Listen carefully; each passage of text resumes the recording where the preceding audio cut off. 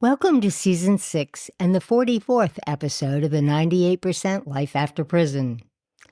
Before we kick off the show, I have a correction to make. In her introduction to Sharif Brown, April says he works for the Alliance for Disabilities. It's supposed to be the North Carolina Alliance for Disability Advocates. The mistake's on me because I wrote it wrong in the script. Okay, enjoy the show.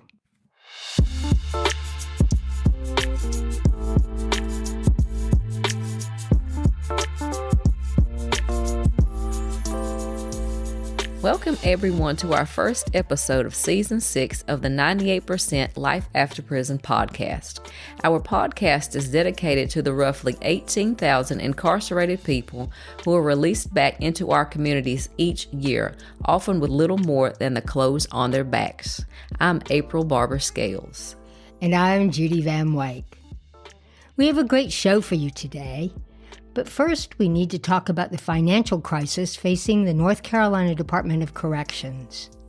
NCDAC is experiencing an operating shortfall of close to $100 million due to the fact that the North Carolina legislature has failed to pass a full budget since 2023. And that's despite the cost of inflation and a significant rise in population.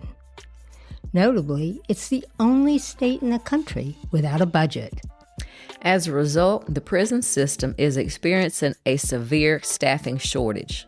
The pay rate for correctional officers in this state stands at 49th in the country. And right now, there's a 50% deficit in the number of correctional officers staffing our prisons. As the Secretary of North Carolina Department of Adult Corrections, Leslie Dismukes, has said time and time again, this kind of shortage makes our prisons unsafe for residents and staff alike. We try not to delve too deep into politics on our podcast, but this kind of budget shortfall means that the people inside are missing out on programming, opportunities for work release, and reentry resources they need to prepare themselves to transition out of prison. We believe that reality impacts all of us and is something that folks need to be aware of. On a lighter note, today we're going to learn about an organization that helps justice-involved people with disabilities transition from prison and supports them on their way to becoming independent. The organization is the North Carolina Alliance for Disabilities, and the director for reentry is Sharif Brown, a man who's dedicated himself to helping people with disabilities and has worked in reentry for the past 10 years, although he himself is not disabled and has never been to prison. Here's his story.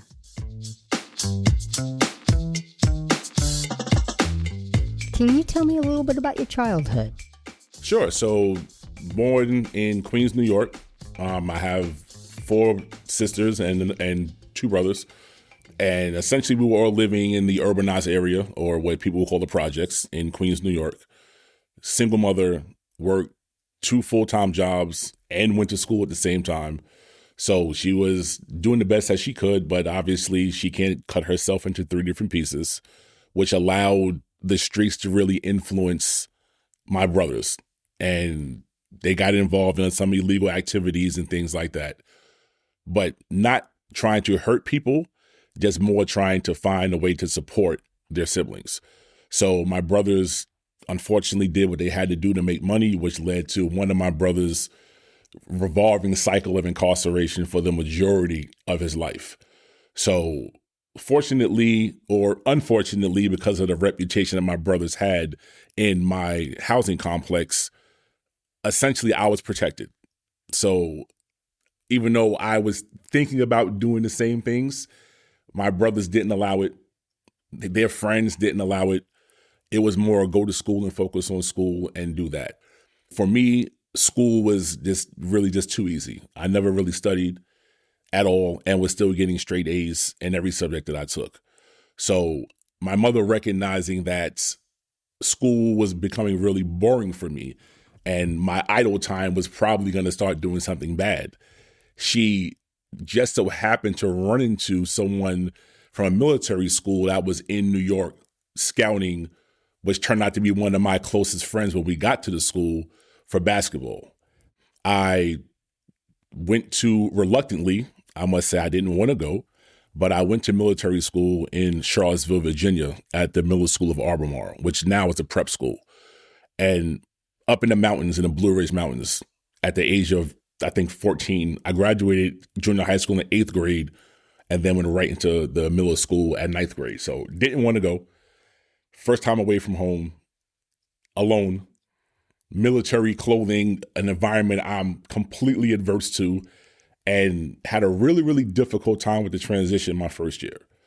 But after that first year, my second year, my junior year, my senior year was a breeze. And I remember my mother telling me before I left, she said, listen, I'm not doing this to punish you. I'm doing this to save you.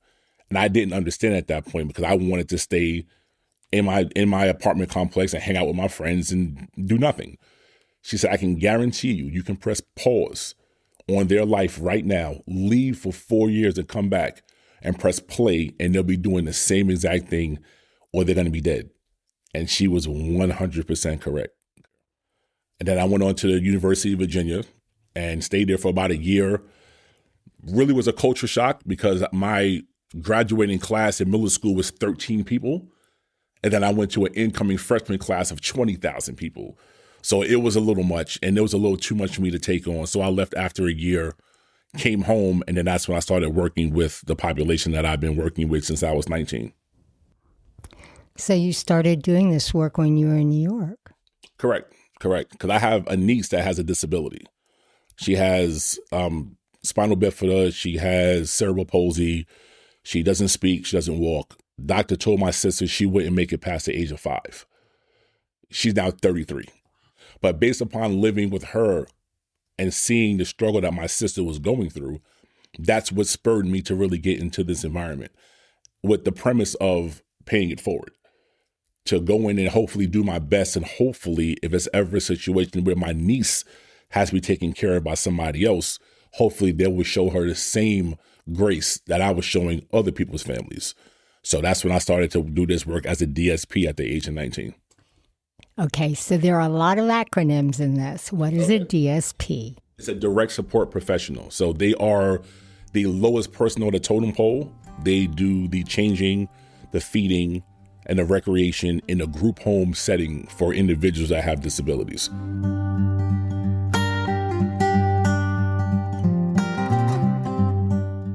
So what brought you to North Carolina? Essentially recognizing that New York wasn't the best place to raise 5 children, especially 5 sons at that, especially 5 African-American sons that I know were all going to be over 6 feet. So we're always going to be deemed as a threat, unfortunately, to people who don't really understand the culture. So I called my mother, who was in South Carolina, which she still is there. And I told her, I have to leave. I have to get out of here. So she said, fine, bring everybody down here. So that's what I did. I brought the whole family and my wife down to South Carolina. We stayed down there. I tried to find a job in South Carolina, but when it comes to disability services in the small town that she was in, there is none. There's no services. So employment was going to be an issue. So I reached out to my half-sister who happens to live in North Carolina, who I met for the first time at my high school graduation, and asked her, can I come up to North Carolina to try to find a better situation for me and my family? And she said, sure, come on up. And we moved up and spent about a year living in one of her spare bedrooms. I was looking for employment, found Alliance of Disability Advocates because I wanted to continue my career in the field. At that point, it was 20 years that I was working in the field. And I found ADA, and they had a position for executive director. So I said, I have a very, very intensive and extensive background. I've held multiple jobs when it comes to the population. So I can be a good fit for that position. So I applied. They rejected me because they already had someone in the spot. They just didn't take the job opportunity off the website. But they said based upon my resume, they wanted to hire me anyway. So they said, we're going to hire you as a travel trainer. And I had no idea what that was. Only thing that I knew was that I had a wife and 5 kids I had to take care of. So I didn't care what the title was. I'm going to take it. And it turns out that what it was teaching people with disabilities how to ride the bus. That's what a travel trainer is. Fortunately, I was able to take that job and get 2 community impact awards from Gold Triangle for how successful the program turned out to be after I got it. So that's what started my whole career with ADA. So you've been with them for a while? It'll be 10 years in April. So when we spoke back in January, you also talked about time that you spent at Butner. How does that fit into the story? Correct. So when I was doing travel training, my two previous executive directors ago was looking at someone in Butner that he wanted to hire for employment, because during the time that he was there, which was 17 years, he never received a write-up, and he had a certification for wheelchair manufacturing, which is something that we knew was going to be a service we needed based upon the population that we're serving. If we can offer that service to have someone's wheelchair fixed or repaired for free quickly, instead of waiting 2, 3, 4 months for our population, that would be a fantastic resource for us to be able to obtain. The trick is how do we get someone who's never been to North Carolina outside of incarceration job ready? So he asked the entire staff who wants to go in and essentially help train this individual on to become job ready, and nobody wanted to do it. Unfortunately, or fortunately for me, because my brother did 20 years, I was accustomed to going in and out of prison multiple times in different facilities. So I volunteered to go in and help this gentleman to get job ready and then get him acclimated to North Carolina. Now, for those who don't know, you cannot bring any technology into a prison. You only can bring paperwork. So I had to travel train him on paper to get ready to learn how to ride the bus system. We had to get him an apartment before he got out.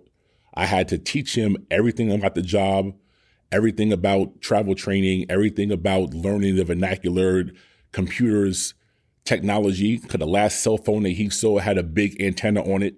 So he never saw a smartphone before. So I had to teach him how to do all of these things before he got out. So I met with him for about 1.5 years, every single Friday, to get him job ready. And from that moment, that's when the reentry program just was born, and then it exploded after that. So being at Butner, what did you learn about people who are incarcerated with disabilities? That they are a vastly underserved and forgotten about population. Unfortunately, most of the individuals that are at Butner are there because they have a cancer diagnosis. So they're one of the leading cancer treatments, or at least prisons, in the whole Department of the Bureau of Prisons for federal prisons. So people that get diagnosed at other federal prisons that have cancer that they can't serve, they transfer them to Butner. And they go into the FMC, which is essentially the federal medical unit. So that's where they go there for that. But I've witnessed a lot of individuals that were being pushed around in wheelchairs, had visual impairments, mental health, any disability you can possibly name, and seeing them just walk around and really no service is being provided for them at all. Nothing. If it wasn't for the other inmates, I'm not even gonna say inmates, that's an improper term.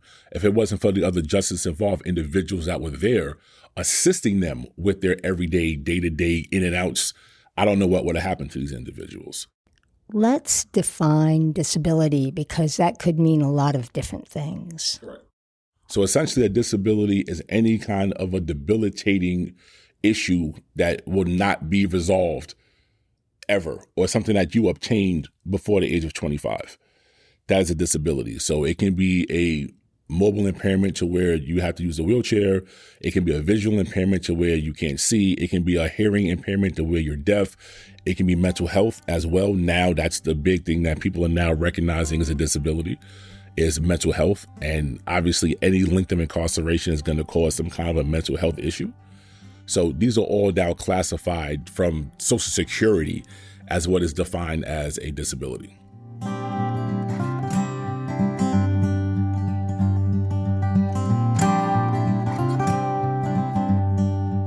So let's talk about the issues that people face coming out of prison, what are the big, like you have reentry for anyone is a real challenge.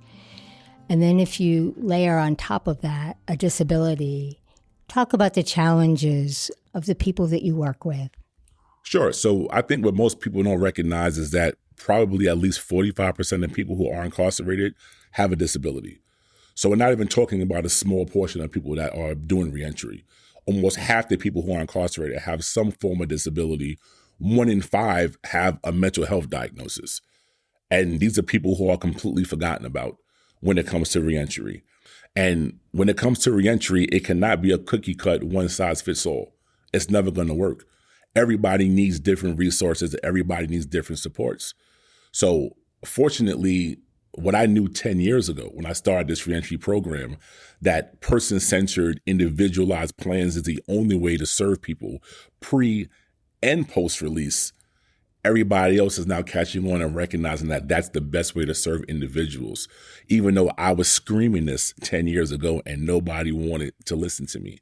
When it comes to barriers with reentry, you're talking housing, you're talking employment, you're talking peer support, you're talking access to state benefits, you're talking transportation.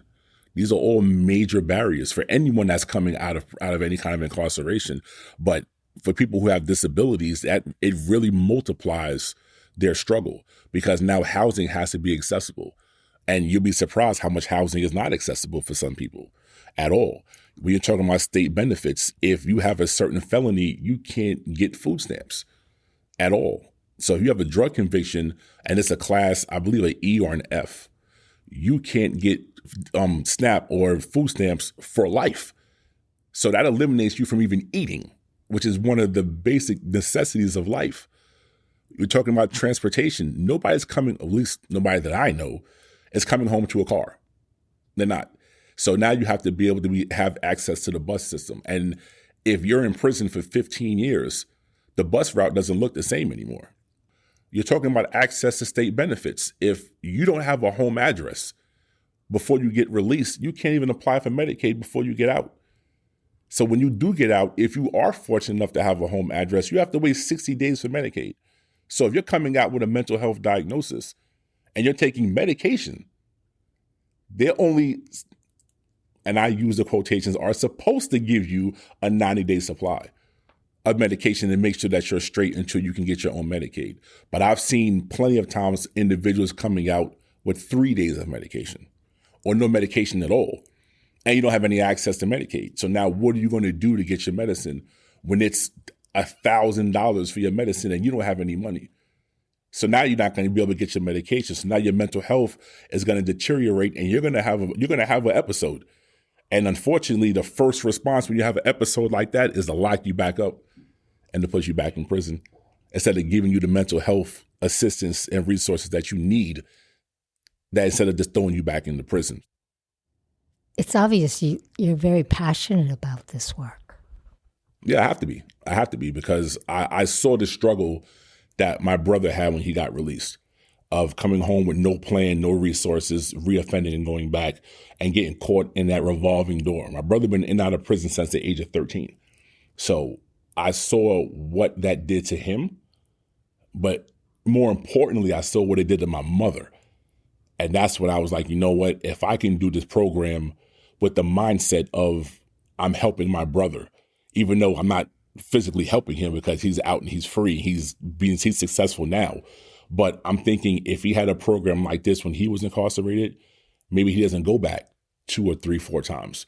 Maybe he doesn't spend 20 years of his life incarcerated and away from my family and away from his children. Maybe he doesn't do that if he has a program like this. So this is why I'm so passionate, because people who are justice impacted or justice involved usually care more than those who aren't. So that's why I care so much about what I do.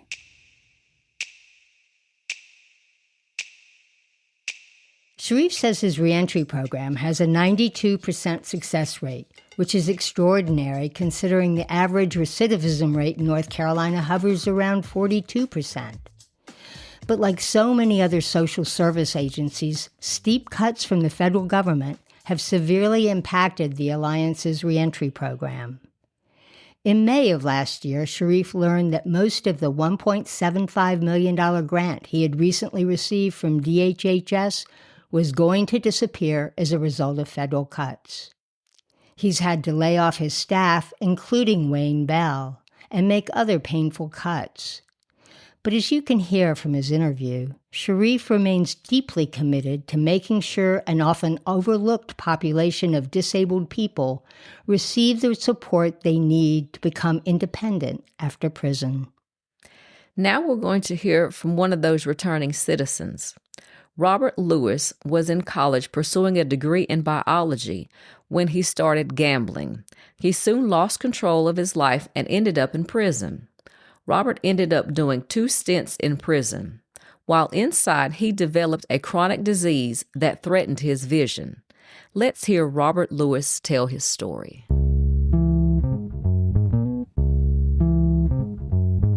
I was born in Jamaica, Queens, New York, primarily because my mother and my father didn't get along too well, and he was, I guess you could say, somewhat abusive, and she went to New York to get away from him, and somehow he found her, and then my grandfather made her come back to North Carolina, say he couldn't protect her or watch over her up there. Now, I'm not, like I said, whatever her and my father went through, she never really tried to badmouth him.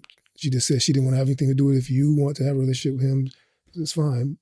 Unfortunately, my father spent all of my life incarcerated. I grew up without a father. I can only recount maybe 3 times. I remember going to see him maybe when I was 4 or 5 in a prison. And I saw him again when I was like 14, 15. And then I think the other time, and I remember seeing him when I was a freshman in college, I'd seen him when he had gotten out of prison. It was awkward because here it is, I'm standing before a man who I look just like, but I don't know him. And at the same time, there's a part of me that wants to know who he is because, he is my father, even though I don't call him that and didn't call him. I've never, to this day, he's deceased now, but to this day, I've never called him dad or father. I've referred to him as that when I talk to other people like I'm talking to you. And we could be in the room, and I don't ever recall even calling him by any name, like I would just get his attention or whatever. So how long were you in prison in all? Well, I've done a total of 30 years of my life in prison. It was 19 and 11, straight, 2 different bids. But you figure I went in when I was 21. I'm 54 now. That tells you how much time out of my life I've been in prison versus on the street. I'm not proud to say that. But when I think about it, it's insane to have to tell someone I've spent most of my life in prison.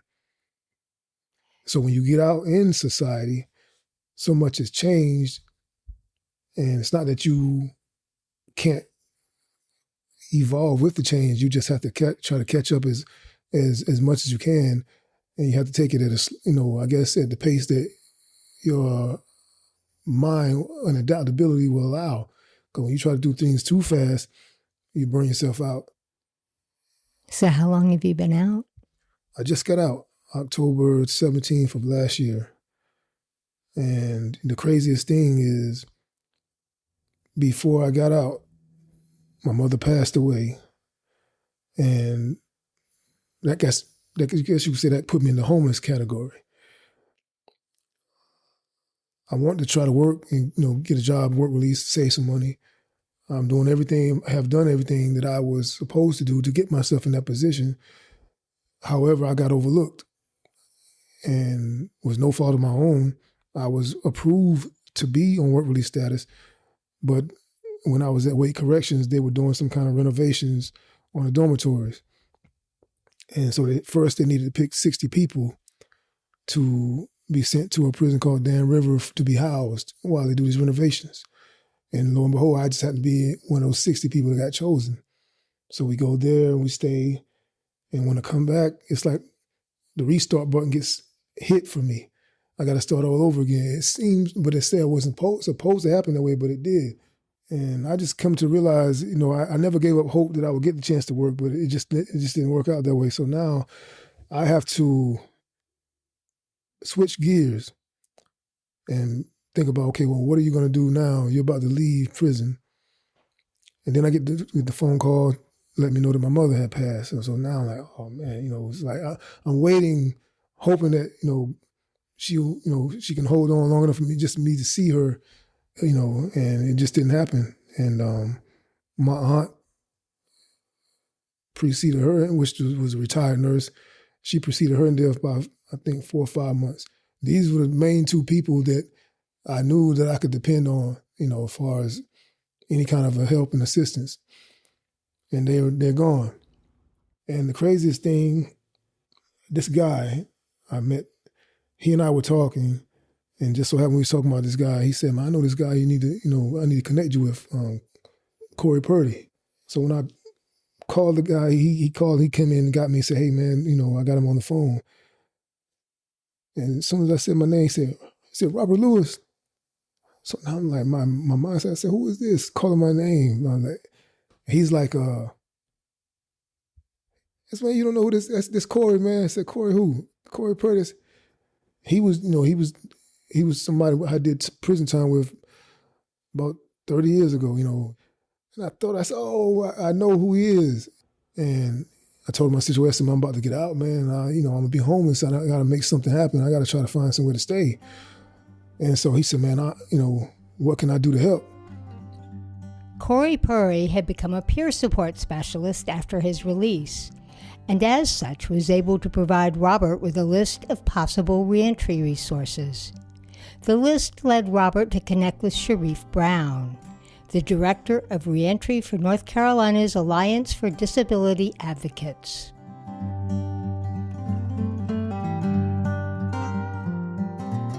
You have diabetes. Can you tell me about that and how that condition affects you? Yes, the craziest thing, I got diagnosed with diabetes by a fortuitous chance because at the time I was taking ibuprofen, 800 milligrams, and the prescription had just run out. And so they have this thing where you have to get blood work before they renew a prescription. So they did a renewal, the blood work on lab reports, and then they'll come back and saying, my blood sugar was high. And the craziest thing previous to that, I drank a lot of water, and I was urinating a lot. And sometimes my vision was blurry, and I'm thinking maybe I'm just tired, I'm rubbing my eyes and trying to refocus them, not knowing all the time that it was diabetes that was bringing about these changes. Now I have this disease that I didn't ask for, wasn't too knowledgeable about, but knew that, it was a part of my family. I remember growing up, my uncle had it. He was a diabetic. And I remember all the times when they said, well, you ain't supposed to be eating this, that, and the other. It's always like you can't eat the sugar, the cakes and stuff like that. I never understood that.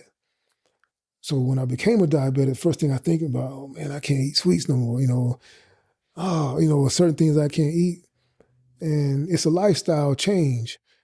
And I'm looking at myself, I did all this time trying to keep my body up and stay healthy, and now it's breaking down on me. How old were you when you discovered that you had type 1 diabetes? Well, that's the craziest part. I'm getting treated by nurse practitioners and physician's assistants. They kept not understanding why they couldn't regulate my sugars when not many of them were over 200, and I'm compliant, meaning I'm taking all my medication. I'm not buying crazy things from the canteen that would contribute to my numbers being, erratic like that. And so that's what made finally one of the nurse practitioners said, look, I want you to go see a specialist, an endocrinologist, because something's just not adding up about this situation. So when I see him, Dr. Javid Wani, And he's looking at my reports and stuff. He said, man, you should have been referred to me a long time ago. And so he started doing his labs, and my body tested positive. My pancreas tested positive for some antibody that is what normally happens to children or kids in their younger age, was happening to me at a later time in life, and it's called latent autoimmune deficiency. And it's where you develop type 1 diabetes between the age of 30 and 50. And a part of routine treatment for diabetics is that you're supposed to have yearly eye examinations. Well, I went 6 years without getting my eyes checked through no fault of my own from the people who are supposed to be taking care of me. And so I'll get to a point where I said, look, I need to get my eyes checked. It's been a while. So I remember we were at Polk prison. And I'm sitting there and I get my eye exam. I'm waiting. The guy called me back over and said, listen, I want to show you something. I'm going to show you what a normal eye looks like. And then I'm going to show you what an eye looks like when diabetes, impacts. And he told me my retinas were bleeding. Now, naturally, the eye has blood vessels. But what happens when sugar overloads into the back of the eye socket, it causes so much damage, and sugar to be in, it causes the blood vessels, the eye to develop new blood vessels that are weak. And these are leaks. They start leaking fluids. And if they continue to leak fluids over time, your retina can detach and you lose eyesight in the retina. So now that he's told me that, I'm afraid, because he's saying that if I don't go get treated, I could lose my eyesight. So now I have to be referred to a specialist at Duke Eye. I go to Duke Eye and they run a series of tests. It's so severe that I have also had macular edema, where my eyeball, the pressure is swelling in my eye. They have to get the pressure down in order to be able, because they said I need laser surgery, but they can't do that until the pressure. Now, you can also lose your eyesight from too much pressure on the eyeball. So I'm having to go once a month to get these treatments to get the swelling down. So eventually they get the swelling down enough for me to have part of the surgery. So I've had 360-degree laser surgery on both eyes. And it's just like when the situation now where I would have to go once a year. I can't go a whole year without getting my eyes checked now. It's because of the retinopathy. That's what got me introduced to Sharif. When I explained to my situation about me being a type 1 diabetic and the eye issues I was having and the need of health care.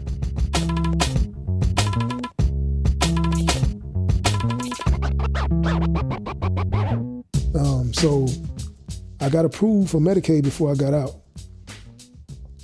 And that was a blessing, because that was one of the biggest hurdles and obstacles and fears that I had, is to be out in society with type 1 diabetes and proliferative diabetic retinopathy and not being able to take care of these, medical needs.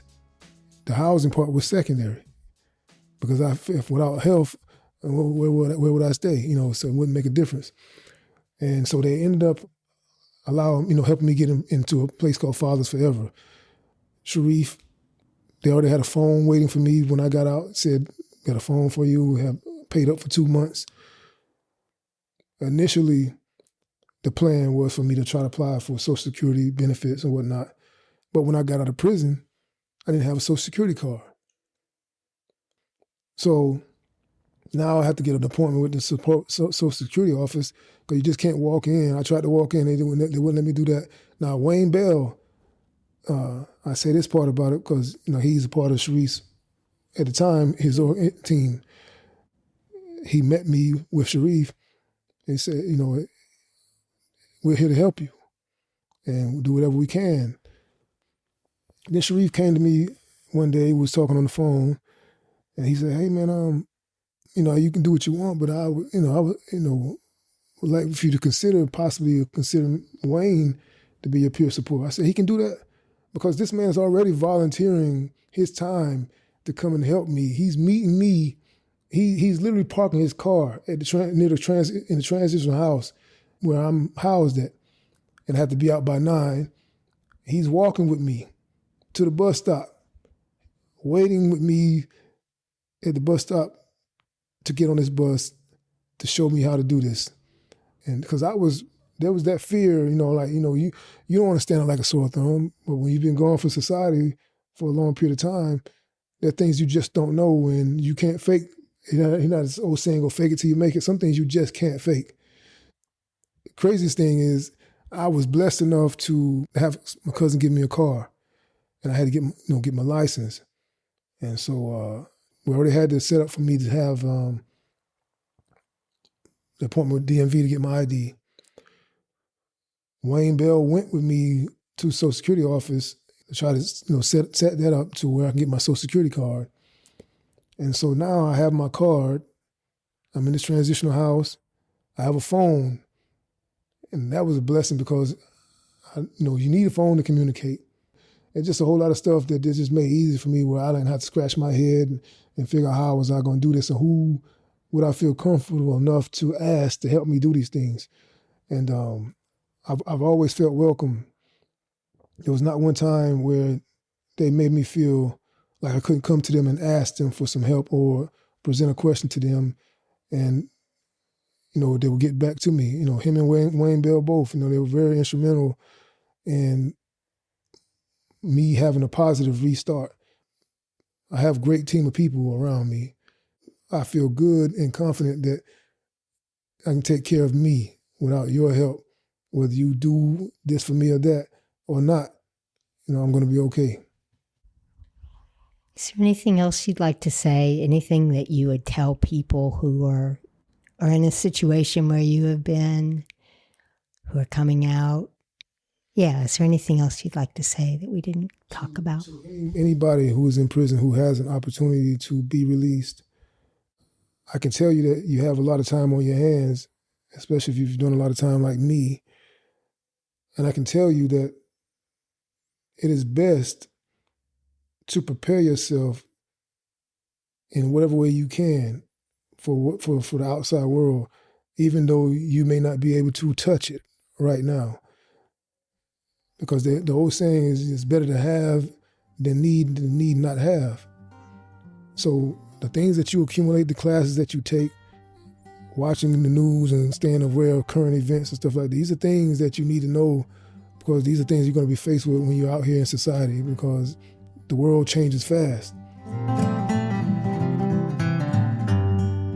Robert is using the car he inherited to work for DoorDash, and within a few short months, he's achieved platinum status, giving him priority on the highest-paying customers. He's also saved up enough money to be able to rent an attractive one-room apartment. When I met him, he had just moved in and was experiencing what it was like to have his own place for the first time in his life. Once he gets settled, he plans to get his peer support certificate so he can help other people make the transition back to society. That's our show for today. Join us for our next episodes when we learn the extraordinary story of a man who escaped from prison and lived as a fugitive for a record-breaking 41 years. Until then, if you want to get in touch or just listen to old episodes, you can do so through our website, www.the98-lifeafterprisonpodcast.com. That's www.the98-lifeafterprisonpodcast.com. Take good care of yourself and stay cool. Bye, y'all.